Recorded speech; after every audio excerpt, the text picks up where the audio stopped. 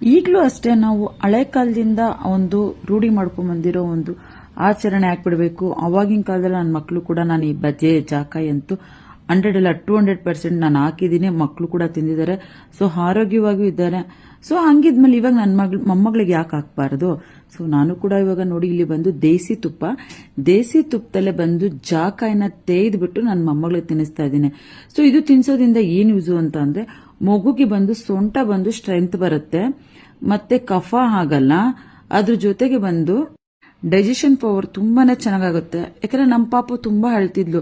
ಇದನ್ನ ಹಾಕೋದಕ್ಕೆ ಶುರು ಮಾಡಿದ್ಮೇಲೆ ಇದು ವಾರಕ್ಕೆ 2 ಸಲ ಹಾಕ್ತೀನಿ. ಸೊ ನಿಜವಾಗ್ಲೂ ಹಳದು ಕಮ್ಮಿ ಆಗಿದೆ, ಚೆನ್ನಾಗಿ ನಿದ್ದೆನೂ ಮಾಡ್ತಾ ಇದ್ದಾಳೆ, ಆ ಹೊಟ್ಟೆನೂ ಕೂಡ ತುಂಬಾನೇ ಕಮ್ಮಿ ಆಗಿದೆ. ಸೊ ಇದನ್ನ ಇಟ್ಟಾಗ್ಲೂ ನೋಡ್ಬೇಕು, ಅದನ್ನ ಇಟ್ಟರೆ ನಾನು ಸೈಡಲ್ಲಿ ಇಟ್ಟರೆ ಎಷ್ಟು ಚೆನ್ನಾಗಿ ಚೀವಿಂಗ್ ಮಾಡ್ತಾಳೆ.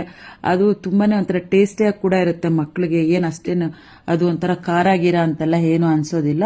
ಸೊ ನೋಡಿ ನಾನು ನನ್ನ ಮೊಮ್ಮಗಳಿಗೆ ಆಗ್ತಾ ಇರೋದನ್ನ ವಿಡಿಯೋನ ನಾನು ಶೇರ್ ಮಾಡಿದ್ದೀನಿ. ಯಾಕೆ ಲಾಸ್ಟ್ ಟೈಮ್ ಯಾರು ಹೇಳಿದ್ರು ನಾನು ನನ್ನ ಮೊಮ್ಮಗಳಿಗೆ ಯಾವ ತರ ಒಂದು ಕ್ರೀಮ್ನ ಯೂಸ್ ಮಾಡ್ತಾ ಇದ್ದೀನಿ ಅದನ್ನು ತೋರಿಸಿದ್ದೆ. ಅವಿನ್ಯೂ ಅದು ತುಂಬಾ ಚೆನ್ನಾಗಿದೆ ಅಂತ ಹೇಳಿದಾಗ ಮೇಡಮ್ ನಿಜವಾಗ್ಲೂ ಮೇಡಮ್ ನಾವು ಬಂದು ಬೇರೆ ಯಾವುದೋ ಕ್ರೀಮ್ ಹಾಕ್ತಿದ್ವಿ, ನೀವು ಹೇಳಿದ್ಮೇಲೆ ಅದನ್ನ ಹಾಕಿದ್ಮೇಲೆ ತುಂಬಾ ಚೆನ್ನಾಗಿ ಮಗು ಗ್ಲೋ ಬಂತು, ದಯವಿಟ್ಟು ನೀವು ನಿಮ್ಮ ಪಾಪುಗೆ ಏನೇನ್ ಮಾಡ್ತೀರಾ ಅದನ್ನ ವಿಡಿಯೋ ಮಾಡಿ ಹಾಕಿ ಅಂತ ಹೇಳಿದ್ರು. ಆದಷ್ಟು ನಂಗೆ ಸಾಧ್ಯವಾದಷ್ಟು ವಿಡಿಯೋ ಮಾಡಿ ಹಾಕ್ತೀನಿ. Thank you so much.